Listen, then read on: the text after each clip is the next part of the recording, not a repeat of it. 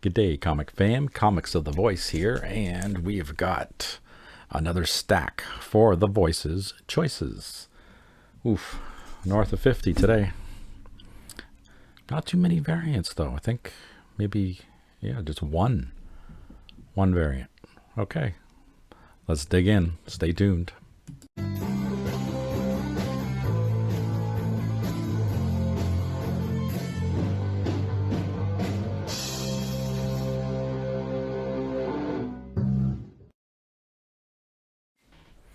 All right, comic fam, let's get into it. Love this series. Oh, I can't say enough. Hickman, you're doing a great job on it. Love the twist on Spider-Man, the alternate universe where the maker has screwed stuff up and no superheroes exist, and bam, new Spider-Man. Peter Parker's got a family, got a wife, 2 kids. Pretty rocking. I found out today that this one's going to 6 issues. This is number 4, Get Fury. So excellent. Enjoyed this one with the Punisher in it. It's really good. Is Miles still a vampire? Yeah, guest starring Storm and Bloodline. Miles Morales, the annual number 1. Cody did this one? Yeah, Ziegler. Cody Ziegler's on this one. I'll have to get him to sign it next time I see him. He comes out to Fan Expo or Comic-Con. Maybe next year. That'll be cool. So we'll see if he's still a vampire in that one. And that's my Marvel. So just the 3 Marvels. DC, I've got Tom King on my girl, Wonder Woman. Phenomenal job. Just had that one issue where it was kind of dumb with the birthday thing. Didn't particularly like that one. It's almost like that was a filler issue because they couldn't think of a story or something. I don't know. This is killer too. Dark Knights of Steel, the all-winter, where the medieval version of Wonder Woman, Superman, Batman, all that stuff. Frickin' phenomenal. This is a nice little twist. Since the Dark Knight series ended, this one has picked up. It's called All Winter, so it's kind of a variant story, which is really cool. And that's the end of my DC, because DC stuff gets expensive too. Like the variant for Wonder Woman, Trev the Shipping Guru has got that one. Oh man, is it killer? But it's like $8, $7.99 or something like that. Just they're pricing us out. It's killing me. Thundercats, my one and only Dynamite. Love me my Thundercats. Thundercats. Ho. This one is creepy as hell. I love the cover. The clown is freaked out because he's got these little fucked up zombie vampire kids, and the clown is actually scared shitless over these. I thought this was the B cover, but this is actually the A cover. So that's the A cover for Epitaphs of the Abyss. And if this story is good, I'm gonna go back and get the, because I saw was it a 1 in 10? I think there's a 1 in 10. And this dude's getting a 6-inch nail fired into the side of his head. He ain't too happy about it. And I got the little cardy things on the back with the same thing, with the dude firing the nail in the kid's head. So that's pretty freaking awesome. Had to get that B cover because, you know, old Charlie's going to get himself hammered tonight. But the creepy clown man, whew. So come on, Oni, you guys are listening, right? Like, get some better stories and shit. Like, step the game up a little bit. Let's see the game step up. I enjoyed the first series of this, Nightclub, the original one. They got Nightclub 2, number 1. This is issue 1. It's now with Dark Horse Comics. Who was it with before? It wasn't Dark Horse. I can't remember now. I think it was another one. Was it Oni or is it somebody else? Somebody else had it. Someone else had Nightclub, and now Dark Horse has got it. Maybe it was Aftershock. I'll have to go look. But the first one was interesting. These kids that are vampires and they want to be superheroes, and they do superhero stuff until some OG vampires come around. I don't know if this one's going to be good. One little innocent girl called Patra. And she doesn't look no innocent to me. She looks pretty fucked up there. Weird little face. She's got like the star pajamas and stuff. Got the big ass butcher knife.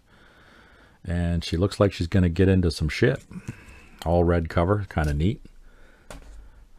Kind of reminds me of the old days with the X-Men, where they had that Steranko cover. The green one.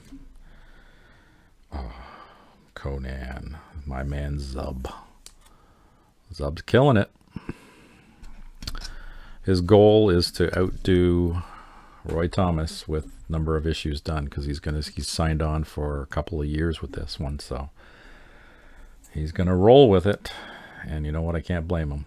Rat City, the Spawn universe, $2.99. Good paper, good story, artwork's awesome.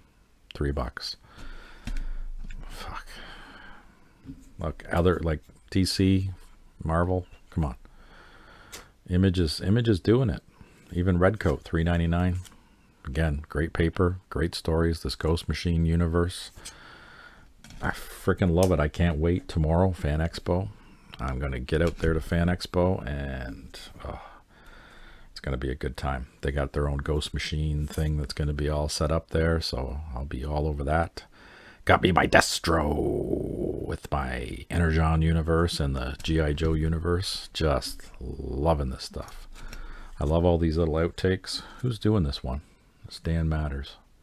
Dan Waters. Dan Waters. Yeah, it's still good.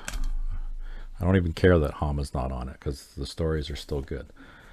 I showed this one in another video with my crawl, but Falling in Love, and the Treff warned me. He goes, look out, there's a lot of male frontal nudity in this one, so be careful. Alright, so coming up on my one variant that I picked up. Actually, no, the two, yeah, because I had the epitaphs of the Abyss. This one I had to pick up the 1 in 10. So this is a 1 in 10. Look at that. This is my boy Flint and my girl Lady J on the cover with Major Blood screaming in agony. This one's the A cover, but wait. Okay. So months and months and months ago, I did a video where I took down all of my books off my shelves upstairs and put up every single one of the G.I. Joes, the OG 1982 series, because I wrote a letter into these guys, and they published it in 304. This is 309, so 304 that they published my letter, and I told them I was a big fan, and I've been collecting since I was 12, and I've got the whole run. And they'd say, oh, I'd like to see that, a picture of that. And I went, how the hell am I going to do one picture of that? So I did, and I sent them that picture. And in the back of issue number 309 is my letter and my picture. And look what they wrote. They wrote, yo, Steve, in all capital letters there. Look at that collection. Absolutely incredible. Thanks so much for sharing. These are shelf goals for sure. Hope to see some Skybound books up there soon. So, I think they were happy with the picture I took of all 155 G.I. Joes. So, yeah. I'm published twice in a G.I. Joe book that Larry Hama did. So this one and that one, I definitely, one of these days, whenever I catch Hama, 304 and this one are getting signed by Larry Hama. And hopefully I can get the rest of the crew too, like all of them. So I'm going to have to go buy some extra copies of this one, because now that one is incredibly special to me. Because all 155 of my books, the G.I. Joe books, are in this book, in the back. And then, of course, you know, with me being a huge fan of Flint, it's my favorite Joe. And they did the 1 in 10 with him, like serendipity, I'm telling you. Lady J. You guys at Skybound are the best. So while I was at my local LCS, which is Worlds Collide,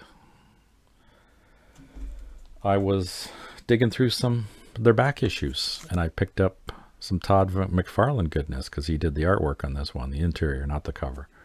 And I got it newsstand. So that's one of the newsstands off my bucket list, which is phenomenal.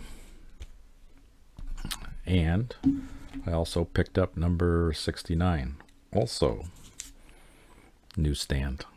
So another one off of my list. So yeah, this weekend with the crawl, or this week with the crawl and this one, I picked up 4 vintage G.I. Joe books that are knocked off my list. of ones to pick up for an entire run of newsstands and direct editions. So I'm real close on the direct editions. I think I need, is it four? No, six. I think it's six more books. Six more books of direct editions, and I'll have the complete run in that. The newsstands, there's a lot that I still need, like all through the 100s up to the 155. I need a lot in there, although I do have the core ones now. I have 155, both newsstand and direct. Thanks to Doug Bratton, because he hooked me up with a bunch of the really hard to get ones at a reasonable price, and they're all newsstands. Like the 140 through 155, there's a bunch in there. There's only a couple I'm missing, like 154 I don't have. So that one will be a bit of a search, but the rest are all doable. Now that I got the hard ones out of the way, the rest are doable. So there is the Voices Choices for August something, 2024, and we'll see you guys on the next one. Take care.